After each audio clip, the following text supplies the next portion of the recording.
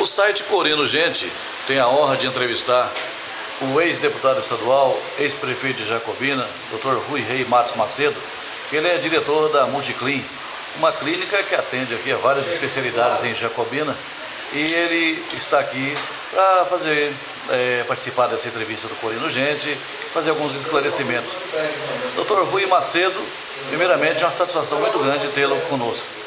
Boa tarde, Corino, boa tarde a todas as pessoas que frequentam aqui esse site, né? Dr. Rui, o senhor foi prefeito de Jacobina até o ano de 2008 e o que se comenta muito no município é quanto à melhoria que houve na saúde municipal de Jacobina, com várias especialidades médicas, e hoje há uma queixa geral de que o sistema caiu muito. Qual é a sua avaliação depois de 3 anos e 4 meses longe da prefeitura? Eu acho que não só na área de saúde. Na área de saúde a situação é gritante, a situação é extremamente desconfortável para toda a população. É uma situação de causa absoluta, né? Existem fatos registrados aqui, você tinha conhecimento disso, deve ter divulgado, e finais de semana onde nenhum dos 2 hospitais hoje controlados pelas pessoas que estão na prefeitura de Jacobina tem nenhuma das 2 hospitais com plantonista. Porque é uma situação extremamente grave. A pessoa é uma cidade com 80 mil habitantes, sede de uma micro-região, tem 2 hospitais sem plantonistas, de pacientes ser transferidos para fazer cesáreas, operações cesáreas em cidades vizinhas, cidades de porte menor. Portanto, é uma situação de causa absoluta, de abandono, é um caso de irresponsabilidade, de desgoverno, de desmando administrativo. Mas essa situação não é só na saúde, a situação de assistência social, a situação relativa à educação no município. Portanto, é uma situação extremamente, vamos dizer assim, prejudicial para toda a população. Acho que quem votou, quem esperava uma resposta, quem esperava uma melhoria, quem esperava pelo menos uma continuidade dos serviços de saúde, deve estar profundamente decepcionado. Bom, eu queria fazer a seguinte pergunta. A Bahia vive hoje a pior seca dos últimos 30 anos, ou até 40 anos. Mais de 200 municípios da Bahia decretaram estado de emergência. Inclusive Miguel Calmon suspendeu o São João, vários outros municípios também, Caldeirão Grande, Várzea Nova, vários municípios não vão realizar as festas juninas e outros suspenderam a micareta. E Jacobina fez uma micareta aqui que teve até Claudinha Leite. Como que o senhor avalia isso, fazer uma festa do monte que foi a micareta de Jacobina, que foi a maior de todas, festa que eu citei notícia, com a Bahia todinha em estado de emergência? Eu interpreto isso como uma lei da compensação, né? Você é uma prefeitura, ou uma prefeita, ou sei lá, a gente não sabe direito quem governa, uma administração que não tem responsabilidade com a saúde pública, que não tem responsabilidade com a saúde da comunidade. Acho que as coisas que a lei de compensação seria fazer uma festa para calar a boca de todo mundo. Porque não justifica pagar 450 mil, nem sei se é isso mesmo o valor, não existe informação de que Claudinha Leite cobre realmente isso. Mas é uma situação de caos absoluto mesmo. Para mim é um desgoverno. Como não tem programa de governo, como não tem projeto, como não tem plano nenhum, como não há um projeto para crescimento da população, para melhoria das condições de vida do povo, o jeito é distribuir pão e circo. Não é? Provavelmente vai haver muita cesta básica agora, como veio muita festa no período passado. Não é? O senhor pode ser candidato? Qual é a sua situação hoje, vamos dizer, jurídica eleitoral hoje?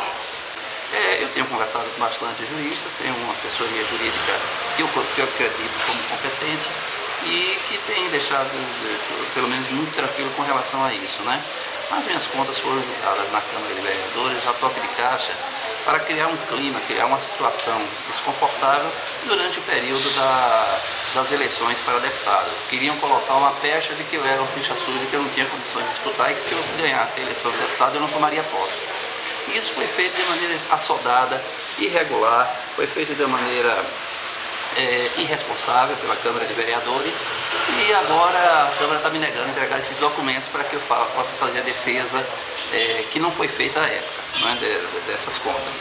Essa é uma coisa. Não é? A outra coisa é que a lei do ficha limpa que foi julgada, ela diz de maneira muito clara, não é, de que os prefeitos que têm contas rejeitadas por improbidade ou que houve dolo dentro daquilo que foi que foi o motivo da rejeição, eles estão inelegíveis. O que não foi um caso nem outro, eu não tenho nenhum ato de improbidade cometido, na verdade minhas contas foram rejeitadas por questão de índice, não é?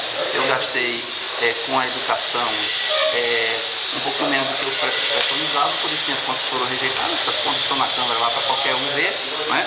Por a questão de não cumprimento de índices, e por isso a gente está aqui muito tranquilo com relação a isso. Na verdade, a minha preocupação maior com relação à minha pré-candidatura às eleições aqui, que está sendo posta, está sendo colocada por diversas pessoas, por diversos partidos políticos, como candidatura de consenso, eu tenho buscado muito uma posição de muita tranquilidade, de não lançar a candidatura de maneira soldada, porque a gente tenta construir aqui uma candidatura de unidade. Esse é o meu trabalho, eu tenho buscado construir uma candidatura que tenha condições de vencer o autoritarismo, de vencer o desmando, de vencer o desgoverno, e eu não quero ser um agente para desagregar, para criar dificuldade. De forma nenhuma, a população de Jacobina exige da minha liderança uma posição responsável, uma posição coerente, e pode ter certeza que vai encontrar na minha pessoa tudo isso. Eu vou ser coerente, vou ser responsável, vou buscar uma composição que garanta a eleição e que tire Jacobina desse buraco que se encontra no momento. O senhor falou uma coisa muito grave aí. O senhor não está tendo acesso a documento na Câmara de Vereadores. Esses documentos são de domínio público. Qualquer cidadão tem que ir lá e tem direito a ter acesso a esse documento. Como que pode? Esses documentos estão lá, desapareceram? O que está vendo? A informação extraoficial é de que foram dados fim, que desapareceram. Mas como a gente pediu isso através de certidão, foi concedido um novo prazo, a gente está esperando até o final da semana para pegar esses documentos. Então eu estou guardando aí, eu estou muito tranquilo com relação a isso, E eu acho que o desaparecimento desses documentos é uma confissão de culpa, uma confissão de que houve realmente muitas irregularidades no julgamento das minhas contas. Bom, quanto à composição das oposições agora na eleição de Jacobina, é possível haver um acordo PMDB-PT, já que são partidos que fazem parte da base do governo federal? É possível haver esse acordo ou sabendo que essa costura aí é meio complicada? A coisa aqui da Bahia, claro, tem essas complicações em função vamos dizer assim, de um afastamento do PMDB, do governo de Jacques Wagner, desde a eleição próxima passada, Tanto houve esse afastamento e acredito que aqui também isso deva criar algumas dificuldades. Mas soube recentemente que há um entendimento que o deputado Luiz Vieira Lima tem conversado com o Rui Costa, pelo menos uma conversa inicial, houve isso foi divulgado no jornal Tribuna da Bahia essa semana, no Jornal à Tarde também. Então a gente espera que isso traga bons fluidos, bons frutos, porque claro que as questões políticas de Jacobina, as questões locais estão muito acima dessas outras questões político-partidárias mais generalizadas, vamos dizer assim, mais gerais, E eu acredito que aqui em Jacobina, sim, para buscar o entendimento, sim, e se não for através da política partidária, que seja através das pessoas que a gente tem facilidade no contato com diversas pessoas, independente de partido político. Tem um partido mais importante do que todos eles, que se chama o bem-estar da sociedade jacobinense. Bom, eu vou voltar à administração municipal. Quais são aquelas áreas que você avalia que funcionaram melhor na sua administração e que agora não estão funcionando bem? Eu dou um parâmetro, esses infocentros que funcionavam e alguns deles não estão funcionando. Também na questão da educação, em que se percebe que não houve melhoria. Ao contrário, houve um declínio. Jacobina foi reprovada no Enem. Nós temos aí, por exemplo, no meio ambiente, o Rio Itapicuru-Mirim, que hoje é campeão baiano, vice-campeão brasileiro em poluição. Quais dessas áreas que você vê assim que houve um declínio? Eu acho assim, na verdade a prefeitura existe, no meu entendimento, como gestor, como administrador, a prefeitura existe para prestar serviços, Serviços de assistência social, de saúde, de educação, principalmente. Todas as outras funções da prefeitura existem em função disso. A Secretaria de Esporte, de Transporte, de Administração, a Secretaria de Finanças, existe em função desses três motivos básicos, que são os pilares de qualquer administração pública. E, na verdade, você administrar e você eleger prioridades. Na verdade, a área de saúde ganhou um destaque muito grande, porque a população de Jacobina não tinha nada, passou a ter 16 PSFs, passou a ter assistência integral à saúde da mulher, passou a ter assistência psiquiátrica, que não existia aqui na região. Nós tivemos aqui 2 CAPs, o CAPs AD, inclusive para tratamento dos pacientes portadores dependentes de álcool e de outras drogas. Quer dizer, houve um avanço muito significativo na área de saúde, mas houve avanços também na área de educação que não foram contabilizados. A negociação com a PLB de um plano de carreira para os funcionários da área da educação, a implantação do cursinho pré-vestibular, a implantação da saúde, da educação inclusiva aqui no município de Jacobina, quer dizer, foram avanços significativos também na área da educação. Na área da assistência social, eu me lembro, que quando tomei posse, a Secretaria de Ação Social distribuía uma senha para que as pessoas fossem pegar o cheque na mão da secretária de Ação Social. Quer dizer, a coisa era tão caótica, não é? E se formava 2 filas, era uma fila para pegar a senha, outra fila para pegar o cheque, para depois pegar a fila da Caixa Econômica. Nós acabamos com isso, demos um cartão cidadão para cada pessoa passou a ser um cidadão. Isso é uma negociação nossa com a Caixa. Nós construímos 450 casas populares dadas de graça.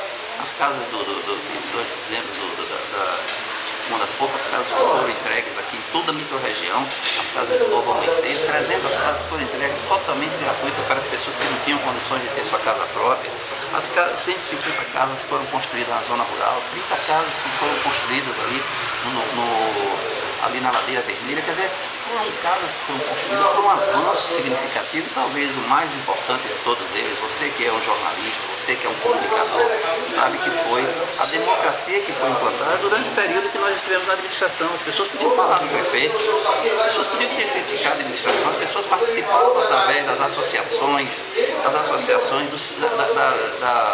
dos conselhos municipais que funcionavam, o Conselho Municipal de Saúde, de Educação, de Assistência Social. Em Jacobina foi implantado o Conselho de Desenvolvimento Social e Econômico, criado por uma expectativa criada dentro da própria população, não foi a prefeitura não. Criaram um conselho, perguntaram se a prefeitura apoiava, eu digo apoiamos sim. Criou um conselho que funcionava, o Conselho de Desenvolvimento Econômico e Social. Hoje está totalmente desarticulado, está totalmente desmotivado, sem prestígio, sem que o ouça. As pessoas não participam porque sabem que não vai ser ouvido. Eu acho que todos esses avanços foram extremamente importantes e eu acho que aí as pessoas estabeleceram um diferencial nesses 2 governos. É isso que está acontecendo.